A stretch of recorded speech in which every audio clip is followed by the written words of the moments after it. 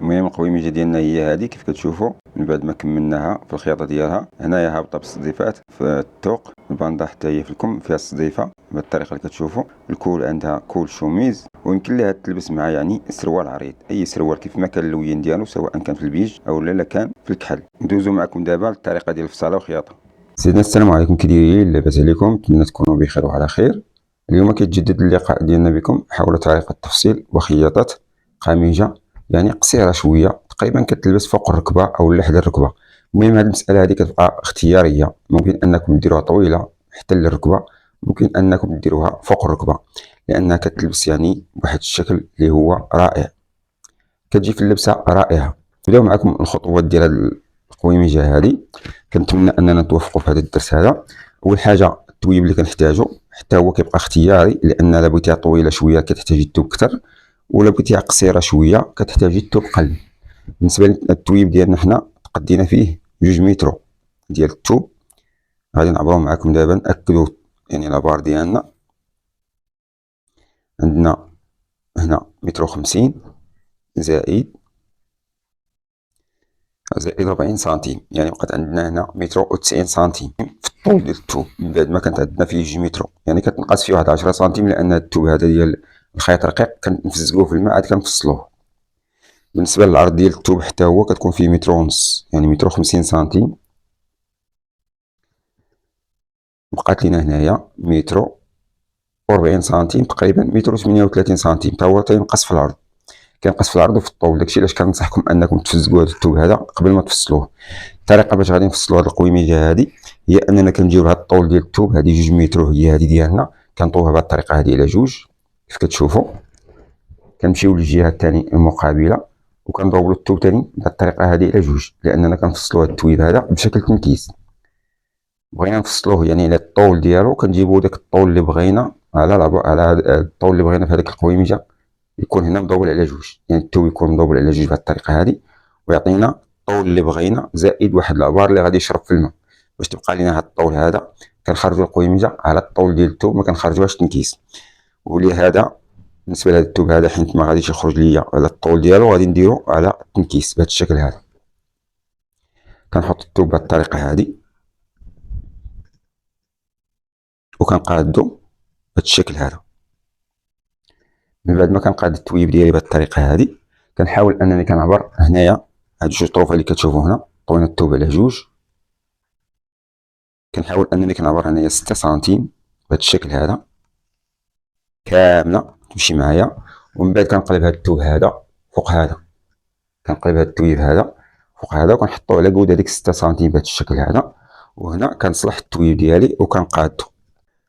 من بعد ما صلحت دابا التويب ديالي، لانه كيكون فيه واحد التكماش، لهذا من الضروري انني نصلحو قبل ما نفصلو. وركزوا معايا في الفصاله، يعني باش يخرج لكم هذا العبار هذا اللي كنقول لكم يخرج لكم بنفس الخطوات، يعني ما تلقاو حتى شي مشكله. اول حاجه من بعد ما كنقاد التوب ديالي بهذه الطريقه هذه، كنجي من هذه الجهه هذه، ركزوا معايا، كنجي من هذه الجهه ماشي من هذه الجهه، كنجي من هذه الجهه وكنعبر الطول اللي بغيت، يعني كنجي من الاسفل ديال التوب من هنا كنطراسيه بهذا الشكل هذا وكنعبر داك الطول اللي بغيت. بالنسبه لي انا عندي هنايا الطول متر، غادي نعبر متر تقريبا و2 سنتيم او متر و3 سنتيم، يعني كنخلي 3 سنتيم فقط، يعني 2 سنتيم غتمشي في التكفيفه ديال التحت وسنتيم غادي يمشي ليا في الخياطه ديال الفوق. هنا كنطراسي واحد الخط يكون مقاد عند البلاصه اللي بين نطراسي فيها الكتاف بهذا الشكل هذا. من بعد ما كنطراسي دابا هذا الخط هذا، كنعبر الدوره ديال العنق كدير فيها 8 سنتيم بهذا الشكل هذا، وكننزل من هنايا ب2 سنتيم بهذه الطريقه هذه. كنعبر ثاني داكشي اللي عندي في الكتاف، عندي 42 في الكتاف، كنقسم على 2 كتعطيني 21، كنحط 21 هنا زائد سنتيم ديال الخياطه هي 22 سنتيم. كننزل من هنا ب3 سنتيم وكنطراسي الكتاف بهذا الشكل هذا بشكل مائل بهذه الطريقه هذه. من بعد ما كنطراسي الكتاف بشكل مائل، كنحاول انني كنعبر هاد 22 اللي عندي هنايا ولا 23، كننزل بها بهذه الطريقه هذه كيف كتشوفوا، باستثناء هاد 3 سنتيم ما كنحسبش عليها، كننزل ب 22 سنتيم ديالي. الا بغيت ننزل من الفوق كنزل تقريبا واحد 26 سنتيم، ولكن انا كنعبر هاد الطريقه هذه، كنركز على هاد المساله هذه كتجيني مزيانه في العبار. كنعبر دابا هاد الماده اللي عندي هنا او هاد القياس اللي عندي هنا كنحطو هنايا، كنطراسي هاد الخط هذا بالنسبه لهذا الخط هذا كنطراسيه هو اللي كندير عليه ربع محيط الصدر، يعني الدوره ديال ربع محيط الصدر. كنعبر دابا هنا عندي 29، غادي نحط هنايا 29 زائد سنتيم ديال الخياطه هي 30 اولا 30 ونص. بهذه الطريقه هذه كننزل ثاني مع الكتاف من هنا، كننزل ب 40 سنتيم بهذه الطريقه هذه، وكنطراسي يعني هنايا 28، وكنزيد سنتيم ديال الخياطه هي 29. يعني هاد البلايصه هادي كتكون عندي ديال الدخله ديال الحزام كتكون داخله شي شويه، وهاد البلايصه هادي ديال الصدر راه خارجه. من طبيعه الحال كنعبر هنايا 60 سنتيم بهاد الطريقه هادي، 60 اولا 58 بهاد الطريقه هادي، وكنعبر داك الدوره ديال الارداف ديال الحوض كتكون خارجه شويه على هاد العبار وعلى هذا. هنا راه غادي ندير 32 زائد سنتيم هي 33 بالطريقه هادي. كنجيب دابا هاد المسطره هادي اللي كنعبر بها التركيز، كنطراسي بها التركيز هنايا او الدوره ديال التركيز، كنحطها بهذا الشكل هذا، كنطراسي هاد الدوره هادي ديال التركيز بهذه الطريقه هادي. كيف كتشوفوا هنايا انا شيطت الكميمات ديالي مع هاد البلايصه هادي. داكشي علاش قلت لكم ركزوا معايا في الفصاله باش يخرج لكم الثوب مزيان، يعني يكون فصلت بهذه الطريقه هادي الكمامه ما غاديش يخرجوا ليا، لهذا فصلت بهذه الطريقه هادي. وهاد البلايصه هادي كيف كتشوفوا هنا غادي يخرجوا ليا الكميمات ديالي. كنتمنى الامور تكون واضحه. دابا كنجي وكنطراسي هاد الدخله هادي ديال الحزام بهذا الشكل هذا هنايا، وهنا كنخرج داك الخرجه ديال البسام، هي داك شويه اللي بغيت ندير ديال البسام. بالنسبه للجلال داكشي اللي عندي في الجلال كنحط تقريبا نفس القياس اللي عندي هنايا. بالنسبه لي انا عندي هنايا 34، عندي 33 هنا، 33 غادي ندير 36 في الجلال، غندير 36 في الجلال، 36 ولا 38. ما غنخرجش بالجلال بزاف لانني باغي ندير فيها واحد الفتيحات في الجناب.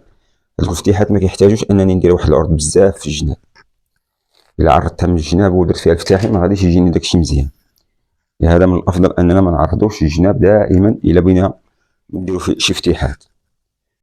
غادي نقطع دابا الثوب ديالي باش نكملو باقي المراحل ديال الفصاله.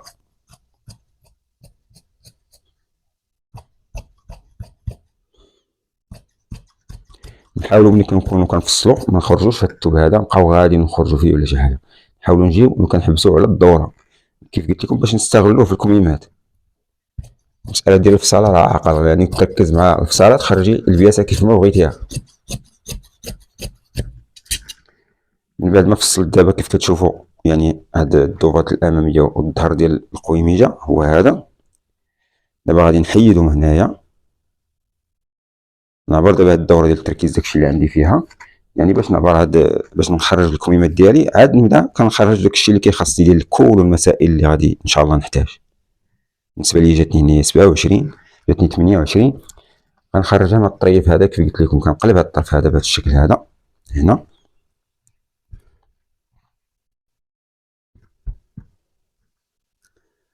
وكنجي دابا كنبدا كنحط القياسات ديالي من عند الراس من هنا هاد البلايصه هاد. كنسطر هنايا خط مقاد بهذا الشكل هذا. من بعد ما كنسطرو كنزل ب 26 سنتيم بهذا الشكل هذا، وكندخل من هنا ب 12 سنتيم، وكنطراسيها بشكل مائل بهذا الشكل هذا.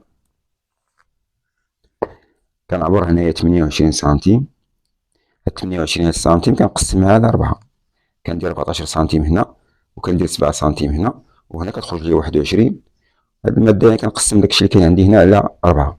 من هنا كنخرج ب 2 سنتيم، هاد البلايصه هادي كنخرج من الوسط ديالها، ومن هنا كندخل بسنتيم ونص، وكندور بهاد الدوره ديال التركيز او حرده الابط بهذا الشكل هذا بهاد الطريقه هذه.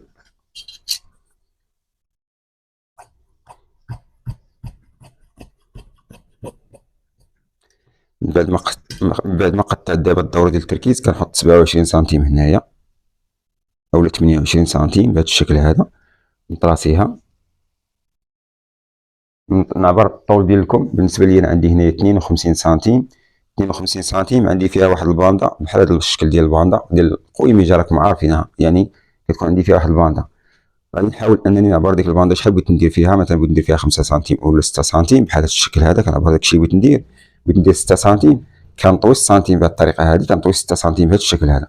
ركزوا معايا، كنطوي 6 سنتيم، كنخلي سنتيم ديال الخياطه بهذا الشكل هذا، وكنعبر عندي 52 هي هذه 52 زائد سنتيم ونص ديال الخياطه كيف كتشوفوا. بالنسبه لهنا راس الكم كنحاول اننا نعرض وندير فيه 18 باش يعني ندير فيه واحد البليات يجيني منقاد ليا، وكنطراسيه بهذا الشكل هذا. كنحاول انني نجيب هذه المسطره هذه وكنطراسي بهذا الشكل هذا. كيف كتشوفوا الامور راه خارجه مزيان. نقطع التويب ديالي بهذه الطريقه هذه،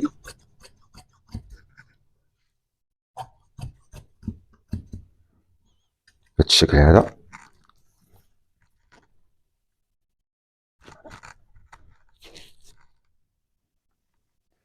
وهاد التويبات اللي كيشيطوا ليا هنايا كنحاول انني ندير منهم دوك البويندات ديال الكم. كيف قلت لكم دوك الباندات اللي كيكونوا عندي هنايا في الكم كنديرهم هاد التويب هذا اللي كيشيط ليا هنايا.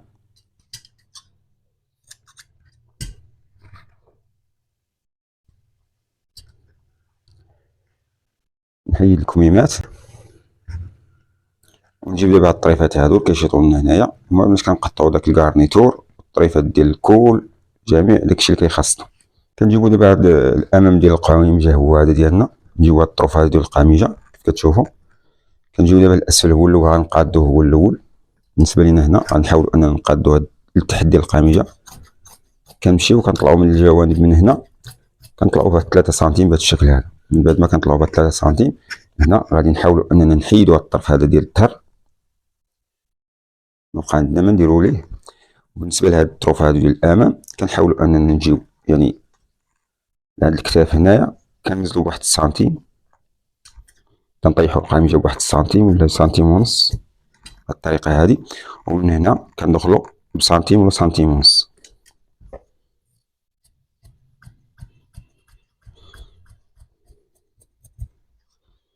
بهاد الطريقه هادي.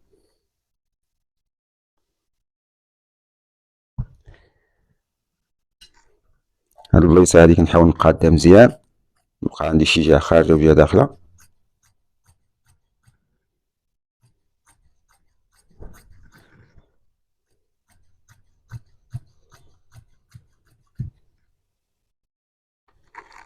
دابا كنعبر هنايا 3 سنتيم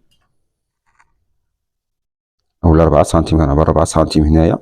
هاد 4 سنتيم كنعبرها كامله حتى لتحت بهذا الشكل هذا.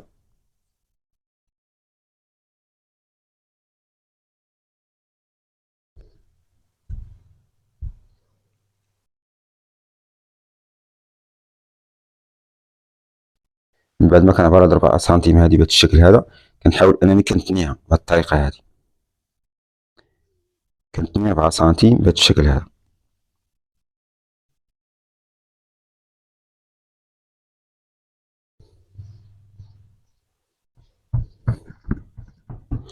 كنتنيها باش تبقى عندي مقاده يعني كتمشي عندي مقاده. كنتنيها كنقتلها بالمصلوح بهاد الطريقه هادي.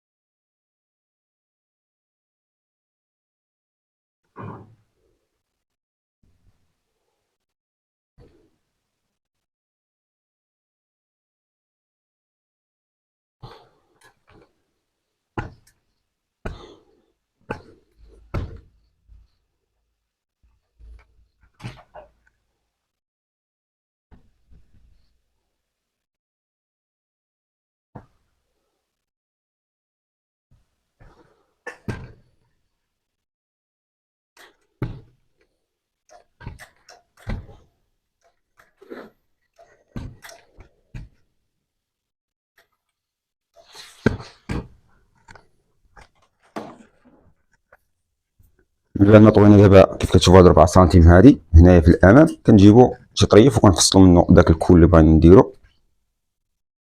غنجيبو دابا الطريف هذا، نحاولو اننا نفصلو منو الكول ديالنا.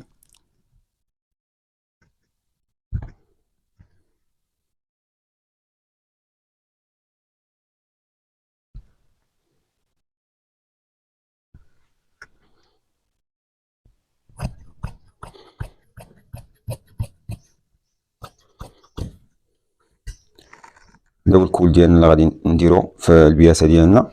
غنحاولو اننا نفصلو داك الكارنيتور ديال الكول، داك اللي بيكون عندنا داك التبطين، داك السجاف ديال الكول، حتى هو غادي نفصلو ان شاء الله مع التويب هذا.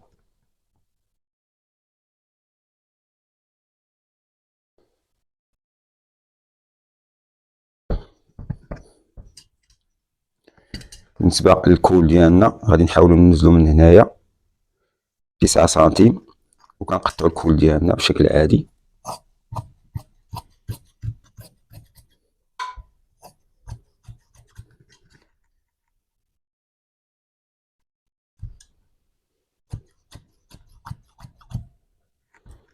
بالنسبه للطريف هذا غادي نحاول انني كنزديه مع الطرف هذا باش تكون الامور واضحه وتعرفوا داكشي كيفاش غادي يتخدم. كنحاول انني كنزيد نقص من الطريف هذا باش كنزديه مع هذا، كيجيني على الابار ديال التويب هذا، كيجيوني بهذه الطريقه هذه باش كيجيوني مفينين هنايا كيف كتشوفوا. كنتمنى الامور تكون واضحه، يعني يكونوا كتستافدوا من الفيديو هذا. بالنسبه لهذا ديال الخلف حتى هو غادي ندير له واحد التبطين ديالو مع الطريفات هادو اللي كيشطوا ليا هنايا.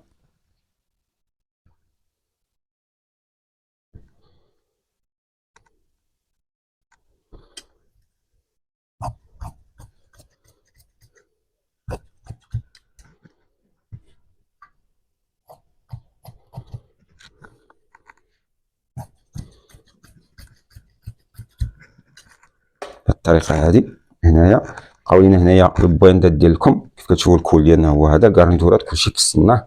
بقاو البويندات ديالكم غادي نفصلوهم من هنايا مع التويب هذا.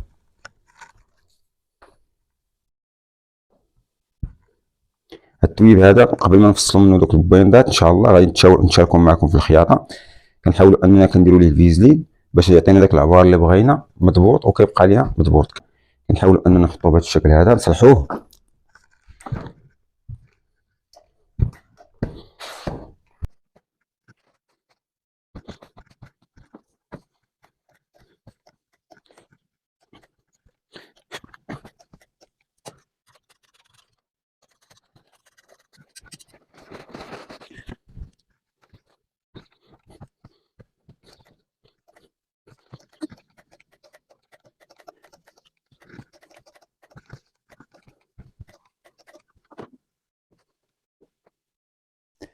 بالنسبه للبويندات ديالكم راه كتعرفوا كنديروا من هنايا تقريبا واحد لابار اللي كيكون عندنا ديال السيده كنعبروه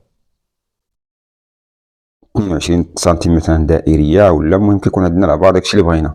بالنسبه لي انا غادي ندير 22، وبما ان هاد الباندا غطيح فوق بعضياتها بهذا الشكل هذا كيدي ليا واحد 2 سنتيم يعني اخرى تقريبا، هي 24 زائد 2 سنتيم ديال الخياطه هي 26. غادي نعبر دابا انا 26 سنتيم بهذه الطريقه هذه.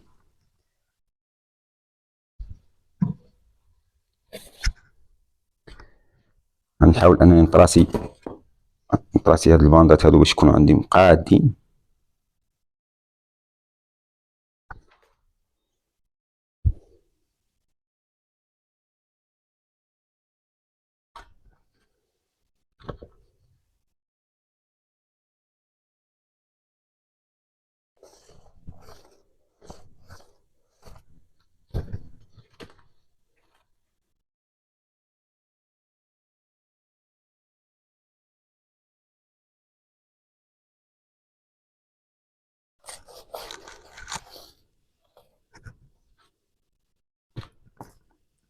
بهذا الشكل هذا غادي نعبر كيف قلت لكم 26 سنتيم هنايا. درت انا 28 سنتيم باش نخلي شي سنتيم اللي بقى ليا نعاود نقاد ولا شي حاجه. غادي ندير 28 سنتيم، غادي ندير ثاني 28 سنتيم هنايا بالطريقه هذه.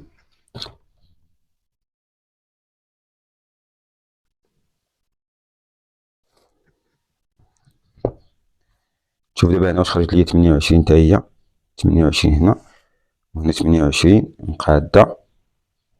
بالنسبة للعرض ديال الباندا كيف قلت لكم عندي فيها 6 سنتيم، يعني 6 سنتيم باغي نطويها على جوج غادي خصني 8 سنتيم، 6 سنتيم زائد سنتيم بالطريقة هذه، 6 سنتيم زائد سنتيم يعني خصني 14 سنتيم في الوحدة. غندير 14 دابا هنايا وغادي ندير 14 سنتيم تاني هنايا، يعني 14 سنتيم في الباندا.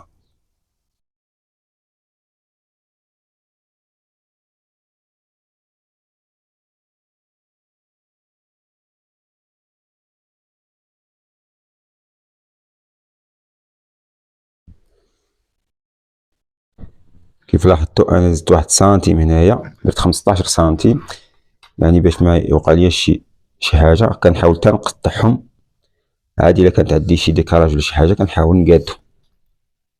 دابا درت 15 سنتيم هنا، 15 سنتيم هنا.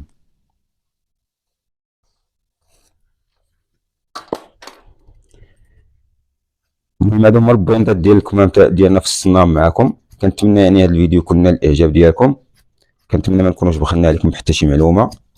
نتلاقاو معكم في الفيديو ديال الخياطة ان شاء الله باش نشرحوا لكم جميع النقاط وجميع التفاصيل باش نخيطوا هاد القويمجة هادي بطريقة تكون جد مفصلة.